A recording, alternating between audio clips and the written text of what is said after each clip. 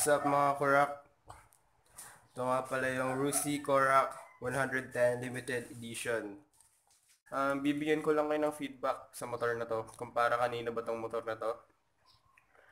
Motor na to hindi to pwede sa maarte kasi baka sabihin nila 110 hanggang 85 to 90 lang yung motor na speed ng motor na to. Siyempre, isa lang masabi ko, hindi naman kayo papayaan ng motor na to kasi palaban din to.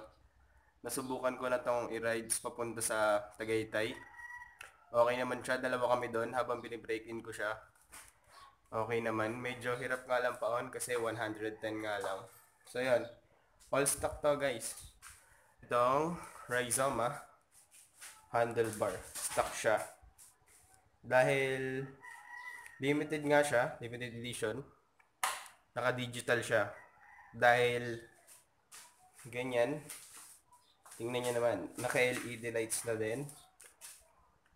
Alright. Front shock. Tapos, naka-stock mags. Galing sa Motomax. Motomax yung mags niya. Tingnan natin. Tapos, itong upuan, pwede rin siyang matanggal eh. Ayan. Depende kung gusto nyo maglagay ng documents dyan or kahit ano man. Basta mapag-kasya nyo. Basta siguraduhin nyo lang na hindi siya malalaglag. Sa kagaya ko na 5.8 sa motor na to, comfortable naman siyang dalhin. Pwede rin kung may angkas, lalo na subukan namin to sa Tagaytay. Kahit may angkas siya, medyo hirap nga lang kasi 110 nga lang siya. Pero yun, laro-laruin nyo lang yung cambio niya. Yan pala guys, habang binibreak in ko siya, yung takbo ko lang dito is 40 to 50 para ma-maintain yung mga magsisikipan na nuts daw, ganun. Mga sprocket or kung ano man magsisikipan. Yun yung tips ko sa mga balak bumili or sa mga meron neto na. 40 to 50 lang. Huwag yung hard, depende tayo sa kasi sabi nila China bikes daw to. So bali hindi natin dapat biglayin yung motor. Yun din sabi dun sa group page. Kaka-change oil lang nito kahapon. Wag natin siyang papaabutin ng 500 kasi sabi doon 500 daw change oil na. Pero dapat mga 400 ganon change oil niya na kasi ang pangit na nung oil, sobrang dumi na at sobrang itim. Ayun. Ayan. Yan yung bagong design ng Rusi Korak. Sa long ride, pwede din siya pang long ride kasi hindi rin naman siya ganun sobrang kainit. Tapos pag nagpalit kayo ng oil, kasi yung oil ko is active, Castrol active. Depende na lang sa choice niya na oil. Sa motor na to, madumihin nga lang. Nakailang hugas na ako sa motor na to. Kakahugas ko lang nito kahapon.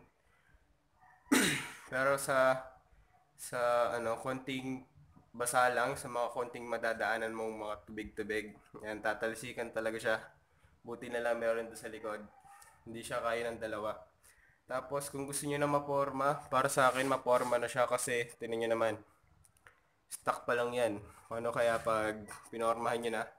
Ayan. Tapos sa sa motor na to, dahil nga daw sabi ng iba, ma-vibrate daw. Pero para sa akin, hindi naman siya ganun kasama. Hindi naman siya nakaka-apekto sa performance ng motor.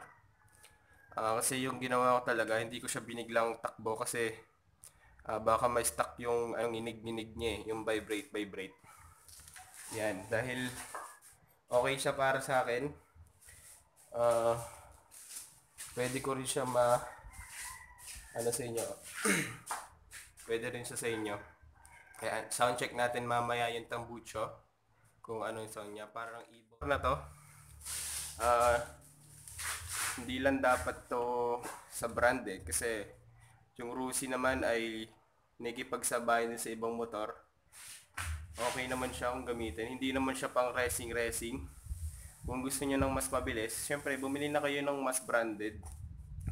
Yung mga 150 or 400 para pwede na sa mga NLEX tsaka SLEX, mga ganun.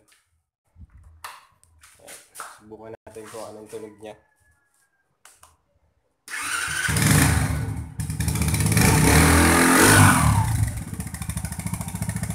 Ayan.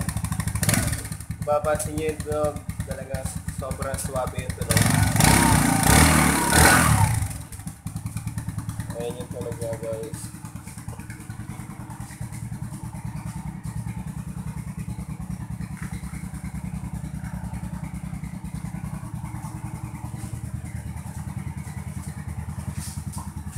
Ayan. Ayan yung Rusi Korak. Ayan yung Rusi. So yun guys, maraming salamat. Kung may suggestion pa kayo or kung ano man sa motor na to or feedback,